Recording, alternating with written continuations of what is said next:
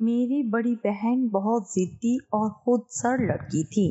وہ بھابھیوں سے ہر وقت لڑائی جھگڑا کرتی رہتی۔ بھابھیوں نے سوچا کہ اس کی شادی کر کے اس کو اس گھر سے چلتا کریں۔ بھابھی نے اس کی شادی ایک کالے اور بدصورت لڑکے سے کروا دی۔ لیکن اگلے دن جب میری بہن اپنے گھر آئی تو قدموں تلے زمین نکل گئی، کیونکہ اس کے ساتھ اس کا شوہر نہیں بلکہ اس کا امی کی وفات کے بعد گھر کا شیرازہ تو بھابھی نسیم کی وجہ سے نہ بکھرا، مگر ہمارے دلوں کا شیرازہ ضرور بکھر گیا۔ ہم 6 بھائی بہنوں میں سے زیادہ ذہنی نقصان باجی اقصیٰ کا ہوا۔ وہ حساس بھی تھی اور سمجھدار بھی، مگر ماں کی لاڈلی ہونے کے ناطے ان کا ذہن حالات کی باڑ میں الجھ کر ریشم کے نازک پارچے کی مانند دھجی دھجی ہو گیا۔ افسوس تو یہ ہے کہ ان کے روحانی اضطراب کو والد سمجھ سکے اور نہ بڑی بھابھی ہی اس بدلاؤ کو پرکھ سکی۔ ہم تو یوں بھی ان سے چھوٹے تھے، جبکہ امی کے بعد گھر کی ذمہ داری اب ہماری بھابھی ہی تھی، جنہوں نے سبھی کو ایک لاٹھی سے ہانکنا شروع کر دیا۔ بھابھی نسیم ہماری خالہ زاد تھی، ہم سے محبت بھی جتلاتی تھی، تاہم یہ بات تو روزے روشن کی طرح عیاں تھی کہ بھابھیاں لاکھ اچھی ہوں، ماں کا نعم البدل نہیں ہو سکتی۔ وہ اپنے چھوٹے بچوں میں مگن رہتی، گھر کا سارا کام مجھے اور باجی اقصیٰ کو کرنا پڑتا۔ اپنی اپنی فطرت کہ اللہ نے مجھے صبر دے دیا، جبکہ باجی کی نازک مزاجی نے ان کو تکلیف کے سمندر میں دھکیل دیا۔ وہ بھابھی کی ذرا ذرا سی بات کو دل پر لے لیتی اور کمرہ بند کر کے رویا کرتی۔ والدہ کی زندگی میں باجی نے کبھی گھر کے کاموں کو ہاتھ نہ لگایا تھا۔ اب کرنے کی کوشش کرتی تو سب غلط سلط ہو جاتا۔ بھابھی کا ایک غیر محسوس دباؤ ہم پر ہر وقت رہنے لگا، اور وقت کے ساتھ ساتھ یہ دباؤ بڑھتا ہی چلا گیا، جس کی وجہ سے اقصیٰ باجی کی دلجوئی کی بجائے ان کی اہانت ہونے لگی۔ وہ بالکل ہی بجھ کر رہ گئی۔ یہ وہی میری بہن تھی کہ ہر دم ہنستے اور ہنسانے سے کام تھا۔ خاندان بھر میں شگفتہ مزاج مشہور تھی۔ دن بھر اپنے کمرے میں لیٹ کر رسالے پڑھنا اور کھانا ہاتھ میں لینا، چھوٹے بھائی بہنوں پر حکمرانی کرنا، گویا وہ اس گھر کی شہزادی تھی۔ مگر اب ماں کے بغیر سکون کا سانس بھی لینا دشوار ہوا تو یکایک ان کا مزاج ہی بدل گیا۔ وہ اب بات بات پر غصہ کرتی اور سبھی کو نظر انداز کرنے لگی۔ کوئی کچھ سوال کرتا چپ رہتی، جواب پر اصرار کرتے تو چیخ کر جواب دیتی کہ اگلا حیرت میں ڈوب جاتا۔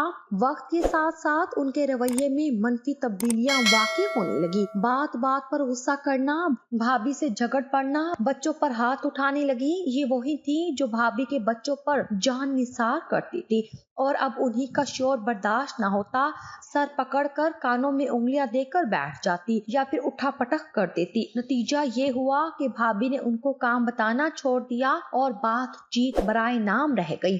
میں اس صورتحال کو تشویش کی نظر سے دیکھ رہی تھی، کیونکہ باجی کو روز بروز تندخو اور بے حس پا رہی تھی۔ گویا کہ انہوں نے بھابھی کے ساتھ ساتھ ہم کو بھی مرا ہوا سمجھ لیا تھا۔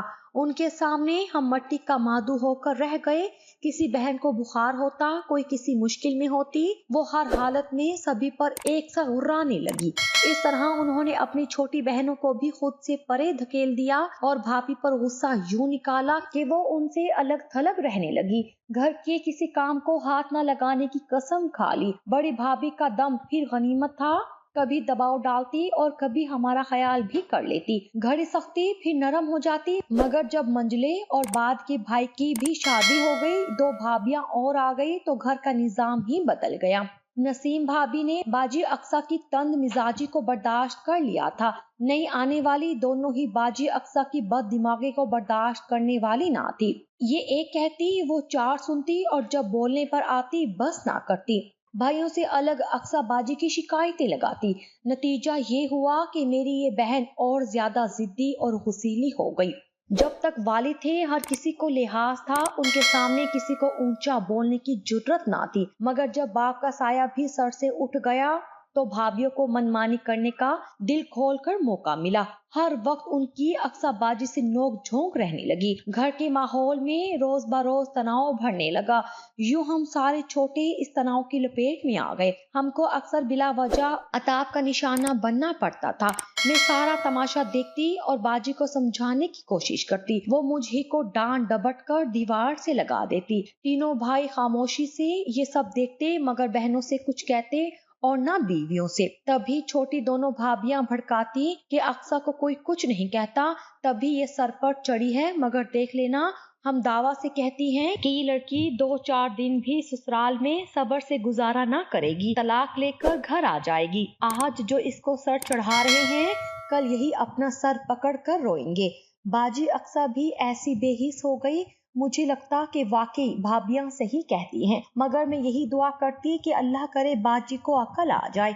ऐसा ना हो कि ब्याह कर जाएं और लौटकर मैके के दर पर आ बैठे, क्योंकि वो अब हद दर्जा जिद्दी और इंतकामी हो गई थी। छोटी दोनों भाभियों ने बाजी अक्सा को मोहल्ले भर में ऐसा बदजुबान और बेअदब मशहूर कर दिया कि मोहल्ले, पड़ोस और करीबी रिश्तेदारों से उनके लिए कोई रिश्ता ना आता। बाहर से जो रिश्ते आते उनमें से कोई बड़ी भाभी को ना भाता तो किसी को अक्सा रद्द कर देती। फिर कुछ ही दिनों बाद बाजी इस कदर इंतकामी हो गई कि अब जब लड़के वालों की तरफ से खवातीन उनको देखने आती, ये अपनी ऐसी दुर्गत बना लेती कि एक बार कोई देखे तो दूसरी बार देखने की आरजू ना करे। मसलन खूब सारा तेल सर पर चपड़ लेती, उस पर कोई मैला सा दुपट्टा सर और गर्दन के गिर्द लपेट कर सर को गुम्बद सा बना डालती और मुंह बसोर कर रिश्ते देखने वाली औरतों के सामने आकर बैठ जाती। जो भी रिश्ते दोनों छोटी भाभियों के तवस्त से आए, उन्होंने इसी तरह का अजब सा हुलिया कर लिया। जब बड़ी भाभी उनको समझाती कि आज अच्छे से तैयार होकर आना, औरतें तुमको देखने को आ रही हैं, तो ये सुबह से मुंह ही ना धोती, लिबास इस तरह का कर लेती कि कमीज और दुपट्टा और शलवार और रंग की पहनकर सामने आ जाती ताकि भाभियां शर्मिंदा हो। ये तो उनकी पॉलिसी कामयाब रही, मगर भाभियों के ये ख्वाहिश हसरत बन गई कि खोला किसी तरह इस घर से जल्द रुखसत हो और वो सुकून का सांस ले। हम दोनों छोटी बहनें उन मेहमानों की खातिर निदारत को दसियों बार कई तरह की चीजें तैयार करते करते हलकान हो जाती। भाइयों के भी चेहरे उतर जाते, जिनके खासे रुपए उन मेहमानों पर हर बार खर्च हो जाते थे। मैं और तो कुछ ना कर सकती थी, दुआ ही करती कि अल्लाह मेरी बहन को अकल दे और वक्त पर उनको उनके घर का कर दे। कई बार हाथ जोड़कर अक्सा बाजी से दरख्वास्त की, बाजी आखिर तुम क्यों ऐसा करती हो? जवाब मिलता, किसी लड़की की शक्ल बंदर से मिलती है तो किसी का घराना गया गुजरा होता है। तब मैं सोचती, खुदा जाने मेरी इस सरफिरी माँ जाए का क्या बनेगा। जहाँ भी जाएगी मार खाएगी या फिर दुत्कारी जाएगी। भाई बड़ी बहन को ब्याहने की फिक्र में रहते थे, जबकि अब तो हम दोनों छोटी भी शादी की लायक हो चुकी थी। मगर बड़ी बहन ब्याही जाती तो ही हमारी बारी आती। वो वक्त आ गया कि अब जो रिश्ता आता, बाजी को नजरअंदाज करके ये लोग मुझे और मुझसे छोटी को पसंद करने लगे। इस पर भी अक्सा बाजी अपनी आहनत महसूस करती कि वो बिलाशुबा हम दोनों से कहीं ज्यादा खूबसूरत थी। ताहम नोखेज उम्र की तो अपनी अलग कशिश होती है। बाजी की उम्र निकली जा रही थी, सो आने वाली बीबियां हम दोनों को पसंद करती। हमारे घर वाले उनको यही जवाब देते कि पहले अक्सा का रिश्ता करेंगे, बाद को छोटी दोनों की बारी आएगी। एक रोज तो बाजी के रिश्ता रद्द कर देने पर बड़े भाई बिलक कर रो पड़े, हालांकि मजबूत दिल के थे। फिर ऐसी बातों पर मर्दों का रोना बनता ही ना था। बड़े भाई को रोते देखकर खुदा जाने हमारी इस कठोर बहन के जहन में कैसा इनकलाब आया कि दिल में तहिया कर लिया कि अब जो भी और जैसा भी रिश्ता आएगा वो कबूल कर लेंगी। इस बार एक रिश्ता आया, लोग तो अच्छे और शरीफ थे, घराना भी खुशहाल था, मगर लड़का मामूली कद काठ का और शक्लो सूरत से गया गुजरा था। मैंने ही उनको ड्राइंग रूम में बिठाया, फिर भाभियां स्वागत को आ गई। चाय वगैरह से तवाज़ो हो गई तो बड़ी भाभी ने बाजी से कहा, अक्सा तुम भी एक नजर लड़के को देख लो, चाहे खिड़की से देख लो। दरअसल भाभी जानती थी कि लड़का शक्ल का ऐसा गया गुजरा है कि हरगिज उसको देखकर ना मानेगी, और अगर ना दिखाया तो शादी के बाद की ख्वारी से अभी की ना ही अच्छी है। बस ठीक है भाभी, जैसा भी है, अगर लोग अच्छे हैं और आपको ये रिश्ता सही लगता है तो हाँ कह दीजिए। उनका ये खिलाफी तवक्को जवाब सुनकर सभी के होश उड़ गए। बड़ी भाभी भी सोच में पड़ गई कि ये लड़की बगैर लड़का देखे हाँ करने को कहकर हम सबको किसी बड़े इम्तिहान में डालने वाली है। लड़के वालियां भी बेचैन थी कि लड़की को देखे, मगर बाजी ने ड्राइंग रूम में जाने से सख्ती से इनकार कर दिया कि जब कह दिया आपको मंजूर तो मुझे भी मंजूर, फिर क्यों मेरे पीछे पड़ी हैं। मजबूरन भाभी रिश्ता देखने को आने वाली खवातीन को बाजी के कमरे में ले आई। उन्होंने बाजी को देखा और पसंद कर लिया। रिश्ता तय हो गया, मगर मेरे दिल में अंदेशे का नकारा बजने लगा। यकीन था जब लड़की की सूरत देखेंगी अक्सा बाजी फौरन पैंतरा बदल लेंगी और मेरे प्यारे भाइयों के सर में खाक पड़ेगी। जो ही ये लोग बाहर निकले, मैं खुदा हाफिज कहते हुए लड़के की माँ के करीब हुई और आहिस्तगी से सरगोशी कर दी कि खाला जी, मेरी ये बहन बहुत गुस्सीली और तंदखो, ऊपर से कुछ जिद्दी भी है, इन बातों को मद्देनजर रखना। वो मुस्कुरा दी। उन्होंने जवाब दिया, बेटी तुम परेशान मत हो, मेरा लड़का बहुत ठंडे मिजाज का है, उनका निभा हो जाएगा, मुझे अक्सा पसंद है। वो ये कहकर दरवाजे से निकल गई और मैं उस खातून के जवाब पर हक्का बक्का रह गई। मैं तो इस शरीफ औरत को आइंदा की दुर्गत से बचाना चाहती थी जो बाजी अक्सा की सास बनने वाले थे। उन्होंने मुझे ही नादान जानकर लाजवाब कर दिया। दरअसल बाजी की सास का ख्याल था कि बिन माँ बाप के बच्चे अक्सर जिद्दी होते हैं, शादी के बाद जब प्यार मिलेगा तो सब ठीक हो जाएगा। बाजी की शादी आदिल से हो गई। बेशक ये लोग उम्दा खानदान के थे और हमारे दुल्हा भाई तो बहुत शरीफ और शर्मीले थे। उनको गुस्सा आता ही नहीं था, बेहद ठंडे मिजाज के। वाकई उनकी माँ ने सच कहा था। शादी के बाद हमारी बहन कई मर्तबा आई, कभी सास और कभी देवर के साथ, हर बार खुश और मुतमईन नजर आई। ससुराल से भी उनके बारे में कोई शिकायत ना मिली। अब बाजी पहले वाली ना रही थी। हंसना, मुस्कुराना, शोहर और ससुराल वालों की तारीफें करना, मुझे अपने कानों पर यकीन ना आता। कई बार शोहर के साथ आती, अपने शोहर को पेश रखती, मेके में इज्जत दी और दिलवाई। उनके साथ निहायत खुश इखलाकी से पेश आती, हमारे सामने शोहर की खिदमत करती और तारीफ भी।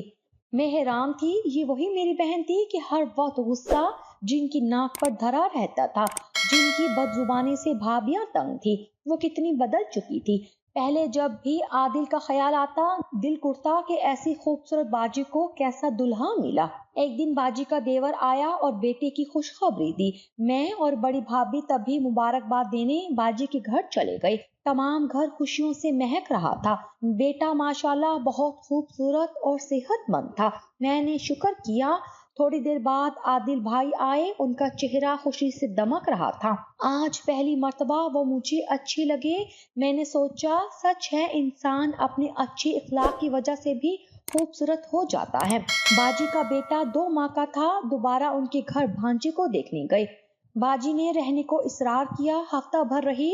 इन दिनों में ये देखकर हैरान रह गई कि मेरी बहन किस कदर जिम्मेदार हंसती है।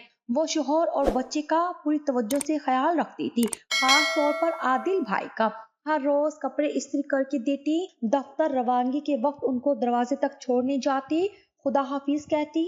जब 4 बजने को होते, खुद भी जल्दी जल्दी तैयार हो जाती और इस्तकबाल को दरवाजे तक जाती। जल्दी से उनके लिए खाना गर्म करती। मुझसे रहा न गया।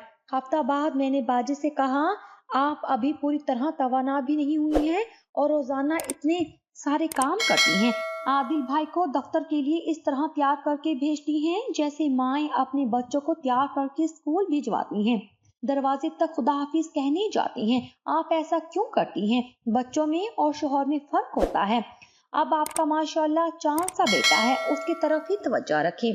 शोहर से औरत का घर और माशरे में मकाम होता है और नेक शोहर तो अल्लाह का इनाम होता है। अगर पहले दिन से कदर ना करो, बाद में पछताना पड़ता है। तुमको क्या मालूम कि आदिल खुद मेरी कितनी इज्जत करते हैं और अपने घर वालों से भी करवाते हैं। मैं कितनी गलतियां कर जाती हूँ। कभी सख्त लहजे में बात नहीं करते, नर्म लहजे में समझाते हैं। उनकी खुशी में ही मेरी और मेरी बच्ची की खुशी है, तो फिर मैं उनकी पुजारन क्यों ना बनूं।